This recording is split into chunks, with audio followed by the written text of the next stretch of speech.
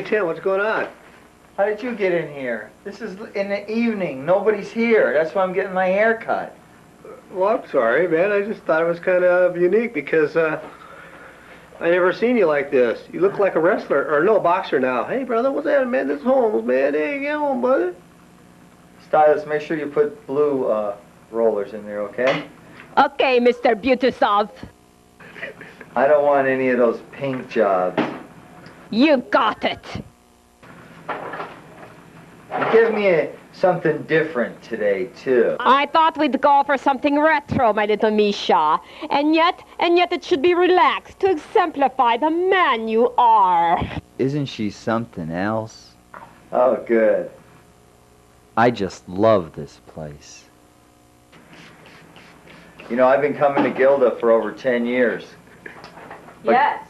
Gilda said she'll cut my hair, but you can't show her face. Is that a deal? Why is that? Because she's ugly, man. Yes, I've been eating my bratwurst. Nothing personal, Gilda. At least I know my place, unlike most women from Mendocino County. These Earth Mothers third. Gosh, I wish my wife would think like this.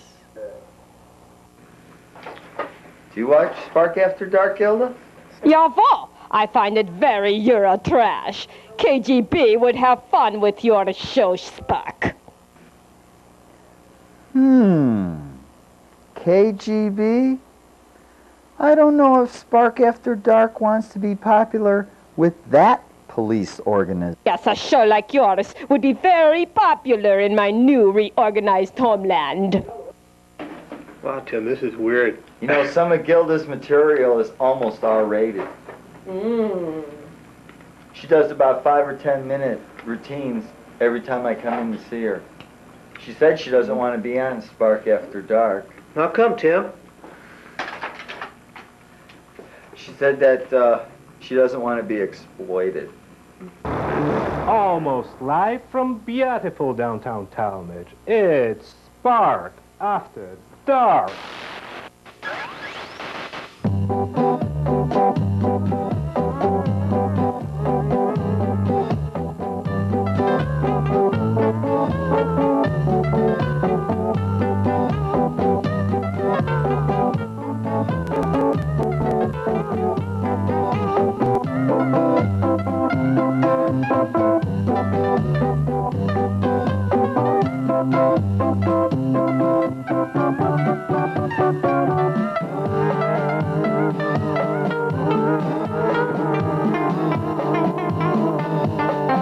There's only one psychiatric social worker, county psychiatric social worker for the whole Mendocino County, California.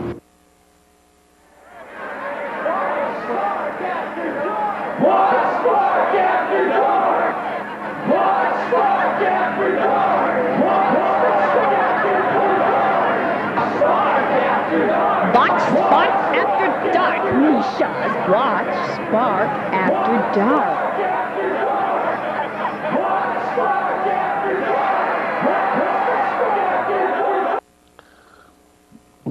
This concerns the homeless, and there's a quotation from the Bible which I think is particularly apt because it's always been true.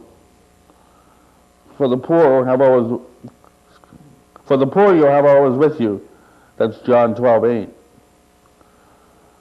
Come home, friend. These are your brothers, your sons, your neighbors, your bunkmate in Vietnam. Come home and see, because there could be no other time. Their backs make a nice sidewalk from Civic Center to the Financial District, or from Moscone Center to Candlestick Park.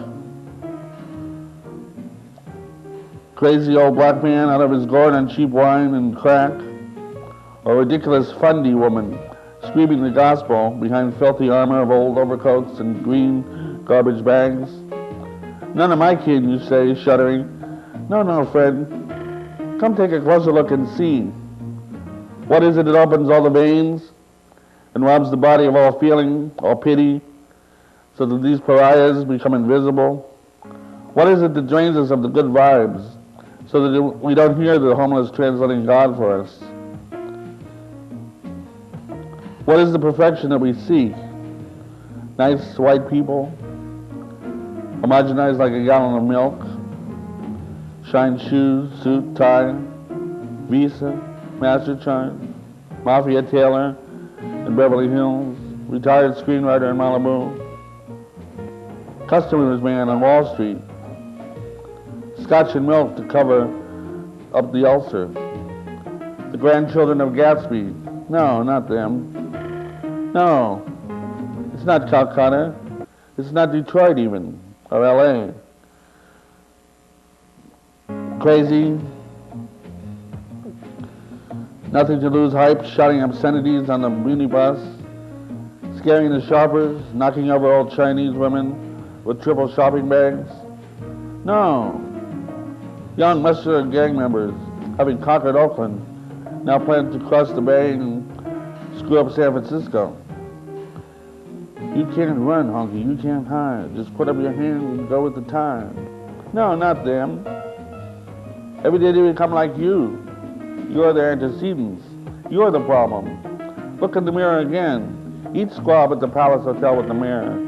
Dance at the Foley Roll till 2 with the drag queens. Fund all the charities. There's no escape. They are you. Come home, brother.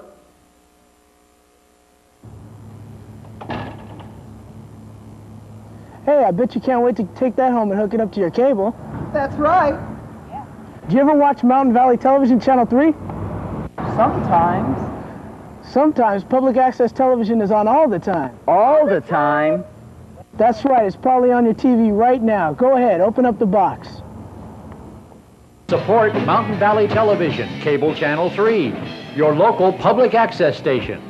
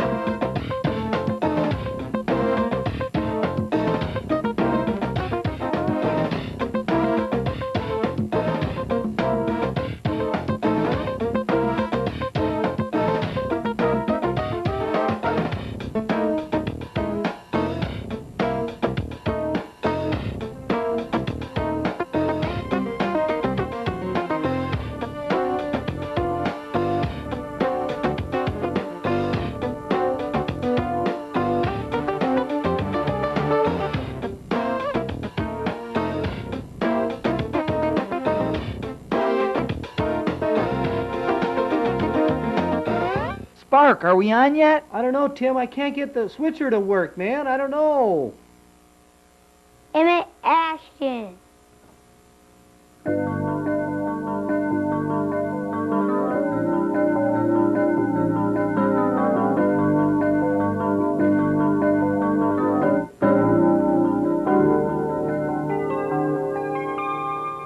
Looking for the answers to the problems that arise. Searching for the perfect moment, but we're running out of time. As I think of all those empty spaces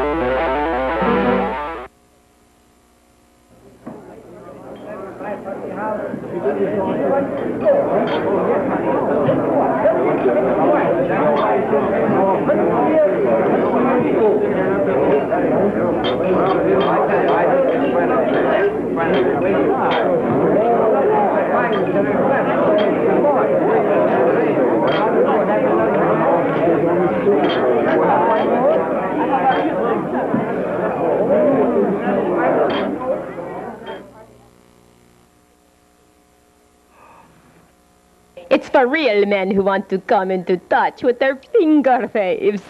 All right, It's yes? really nice that you have, once a week you have men's night. And you know, I'm not into beating the drum and sweating and stuff, so men's night at the salon, that's a pretty creative idea, Gilda. Yes. Yes, does it get you in touch with your feminine side? Your being man? I don't know. I still got those blue curlers in my hair, so just as long as they're not pink. Well, you have to march this way now, Misha. Which one? Right here. Misha, now let me put the helmet down. Here comes the helmet. Is that too hot? Is it too hot, Misha? Is it too hot? Huh? Take off! It's the code of silence. Maxwell Smart. Huh?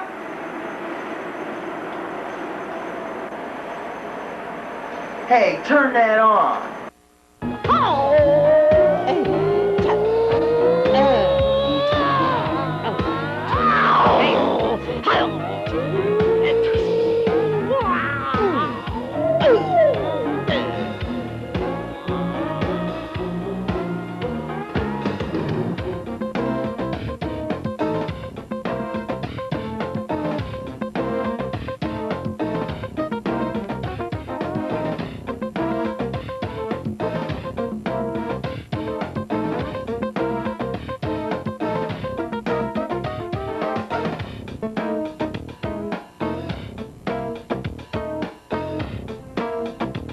Ooh, this is a nice chair.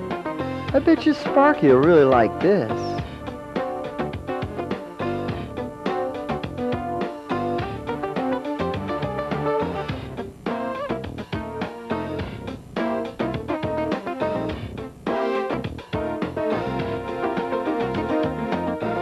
Hey, Sparky, how about this chair?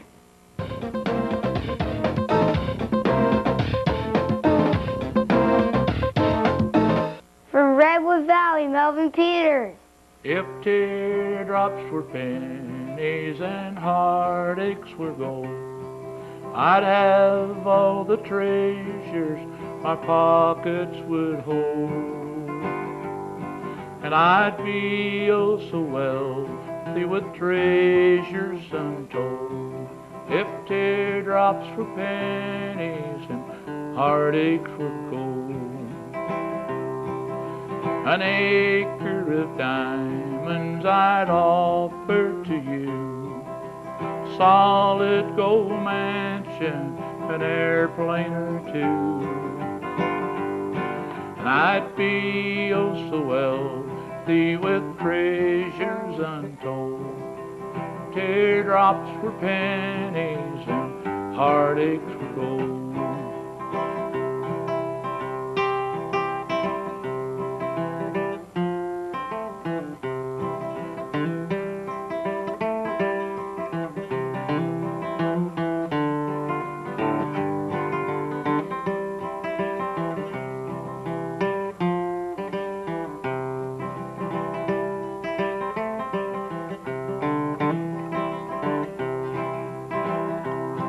Said an acre of diamonds I'd offer to you, a solid gold mansion, an airplane or two. And I'd be oh so wealthy with treasures untold, if teardrops were pennies and heartaches were gold.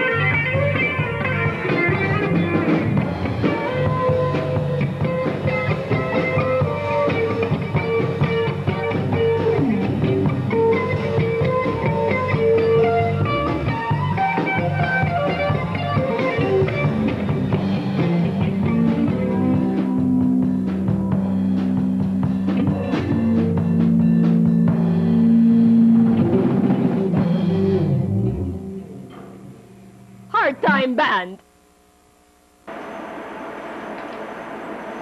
I guess you're done. Here we go. Come this way. Mach schnell, little man-child. Kommen Sie hier. Now we unroll the thinning hair, and the areas of receding will look better with back combing. Now we must make the most of what little we have to work with.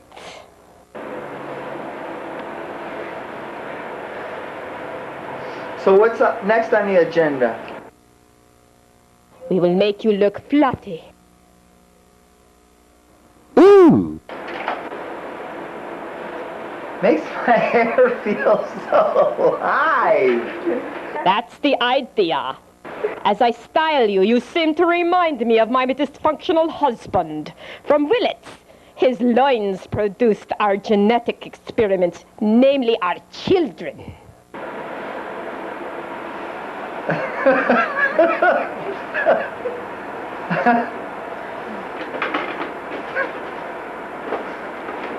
That's Gilda, my hairdresser. She knows what to do. She knows what to do. So this is a new look for the show, Gilda? It's Eurotrash at its finest. You look kind of like sumo intellectual. Ooh, for local late night television? That's it. That's what Ukiah needs. How long will it take for me to do my hair every day before... You'll just have to take me along, my babushka. Just a little more fluff. Sumo intellectual. I like it, Tim. Keep. Yeah, here, I'll keep going. I'll keep going. All right! God, you look like Mr. Robinson. All right!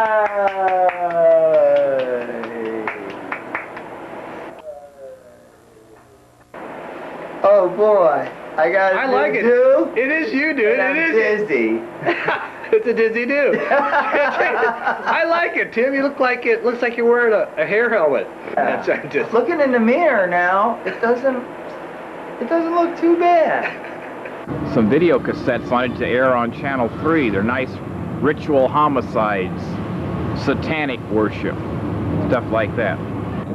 You asked me before where it's from. My folks, it's kind of they came over during the war, but it's sort of a grape of wrath type of thing. My uncle, my aunts, and all those people came over doing, the Dust Bowl. It wasn't my grandma. He didn't work on a farm. He was like, I think he was like, he had a steal, and he shot a couple of revenue men, and he had to leave. That's what I recall. So but it was the same timing. It was very strange. Mm-hmm. So there's a lot that like the Grapes of Wrath. I don't know if you've ever seen it, but in fact, I have to think about it. It's very similar to my life, because I remember when I left home, it was kind of like, Jode sitting around with his mom. Hey, man, I gotta go, but I won't just be one comic. I'll be a part of a whole comedy soul. Wherever two Jews walk into a bar, I'll be there. Wherever a chicken crosses the road, ma, I'll be there. Wherever a guy's being heckled by another guy on stage, ma, I'll be there. Wherever a bit's biting a big one, ma, I'll be there. Bell's on, ma, I'll be there. And she was wondering why I was doing Henry Fonda, but I told her, just calm down. And so that if that answers your question earlier about where I came from and where they came from, I hope that answers nothing, really.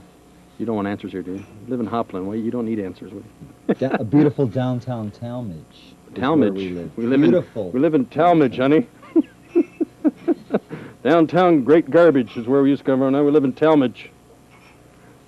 So Talmadge is actually a town called Talmadge? Yes. Is it really? Mm-hmm. So you asked me how to get in character. I'm just trying to answer all your questions, really. As deeply and as laborious and as boring as I can. I want to, cover it. I don't want anybody ever to ask me these questions ever again. I want to make sure, don't ask him that question. He'll go on forever. He'll start doing Joe, a scene from Right Gripes or Laugh. It won't make any sense. Leave him alone. The one thing they always think impressionists do, that you'll do it in real life. That's a kick. People go, hey, you can do this impression in real life. And, I say, yeah, calm down. And I did it I remember one time I did it with my friends. Wanted me. We were going to go see the Chief Detective. You know, and they said, "Oh, it's great. You go up there, do your Columbo, do Peter Falk, to the guy who's taking the tickets. It'll be fun. You'd be hysterical." And, you know, and I'm very shy. It's hard for me to do this type of thing. Okay, fine, I'll do it. They finally talked me into it. And I walked up to the guy and, excuse me, I don't mean to bother you here, but I was just hunting for that Chief Detective movie. He's, one of my favorite actors is, oh, what's his name? He plays Columbo. You know the guy, Peter Falk. And I was just wondering, could you help me out? I mean, where is that movie playing? You know, of course, it was right over his head. You know, it was right there. It's very stupid. And the guy's looking at me like, what are you, an idiot? It's right here. I mean, he totally didn't get it. My friend's over there in the corner laughing, and I'm like halfway through this going, like now, going, gee, I'm an idiot. What am I doing? This is stupid. And they got a kick out of it, so I stopped doing it. I never did it again. Never do it. Except one time, I remember, and I think it was just because of a weird situation. I went into Denny's, because I'm into gourmet eating. Can you put that in Talmadge? You have a Denny's in Talmadge? In Ukiah, the sister city. You were very lucky people. Did you know you get a free on your birthday? Yes. And a free what? I don't want to say. And and first of all, I went in there alone because I'm very popular, and they don't do this anymore. You ever notice they used to go party of one, which I think is the rudest thing to say to anybody. Party, you know, it's like, no, I'm a parade of one. So you'll sit me with John Philip Sousa. You get the loud section. I'll sit there. And she set me down. I was obviously by myself, and she gave me a glass of water and set one across from me. I said, fine. I can drink 2 glasses of water, no problem. And then she brought the menus, gave me one, set one across from me, which is fine. You know, I can read 2 menus. I have that power now. And I didn't say anything. I said, no big deal. Why make a big deal of it? And I didn't say anything until she came over and she ordered. Said, would you like to order now, or would you like to wait till your friend shows up?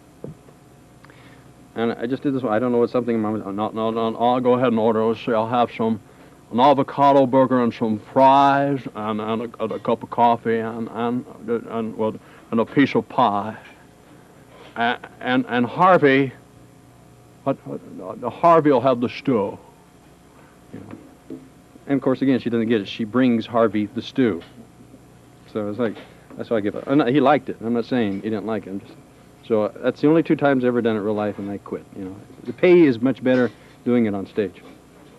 If you can imagine someone paying me to do this, that's a hoot. Elvis, I mean, everyone at my age was affected by Elvis to some degree. I mean, let's face it. I don't care who it is. You know, Gomer was infected by Elvis, even though he was the antithesis. I'm glad I didn't say other names that I use in rock and roll. Okay. And yeah, I remember trying to do Elvis as a little kid. You know, always. I don't know. Am I the only one? I mean, obviously everyone wanted to be Elvis, didn't they? I mean, you know, you had that lip. You know, I'll do my lip exercise, which is amazing. You know, Elvis does that, and girls swoon. I do that. Girls go, "What's wrong? What's wrong with your lip?" Ooh, ooh. I do that. Girls turn into Bob Dylan. Ooh, what's wrong with your lip? Ooh, you see his lip? Ooh, ooh. Ooh. So, who wasn't affected by Elvis, besides Nixon? You know. I don't know what to say. It's my real name. Like I said, I always tell people that, and they never believe me. And people know me for years, come and say, "Leave it, Cotton Brown. Is that really your name?" You know, I say, "Yes, Dad." You know, just what's wrong with you? It's almost that bad. No, I guess it's a white Southern name, really, if you think about it, you know. And I think I did much better than my younger brother, Buckwheat, so. Well, I think I started doing stand-up about 1980, comedy probably out of the womb, you know, so it's a lot longer. I don't know exactly that time, but I think most comics, it started very early. I mean, I usually do characters. Now, the characters that like if I'm doing maybe Jack Nicholson, all right, sometimes they come to me, sometimes they don't. I don't know. Where were you born? Okay. Anyway, the characters. Sometimes you walk out of the movie doing like, you know, Stallone. You walk out, and other ones that just, quite frankly, no one does. Like Robert Mitchum, no one does Mitchum. Should I look at the light's blinking? Is that a good thing? Hey guys, I can't find Spark After Dark. I know it's in here somewhere. I can't find it. Hey, let me give it a try. Oh, I can do it. I've got that new fandangled antenna I got from Sears and Roebuck. Here, let me try it now. Hello, Lucy, Mama Luke. And that's the way it is. Almost live from beautiful downtown Talmadge, it's Spark After Dark. All right, kiddies, now I want you to watch Spark After Dark with me later. Come on, Wendy. Wendy.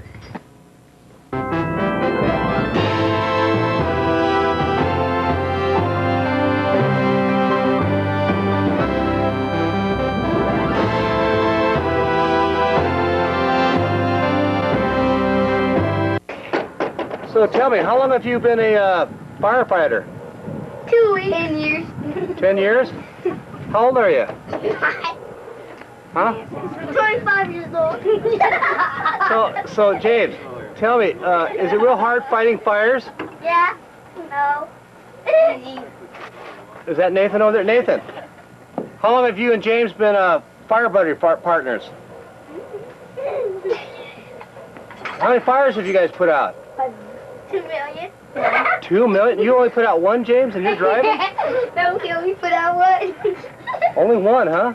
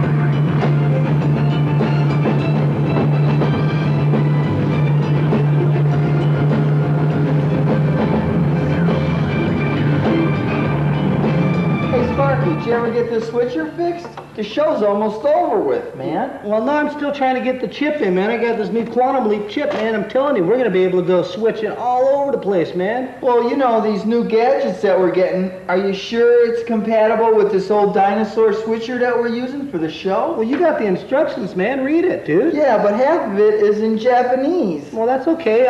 I can do it, man. I can do it. I mean, you know...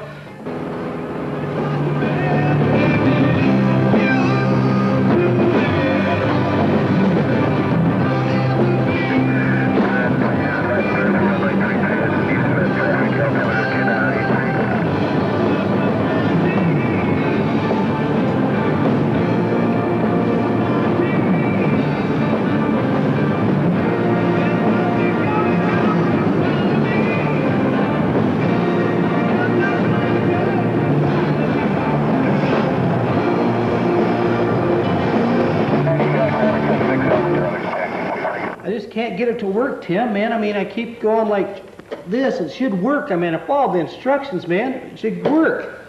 Yeah, I know, but we haven't even been on the show yet, man. Well, I'm trying to get it working, man, so we can go switching all over the place, man. Be switching and rolling and growling and mowing. So are you sure that this is going to work for our next show, Spark? Have I failed you yet, man? Well, I don't know. Being Sparky the electrician, I got faith in you. God, there goes the last credit.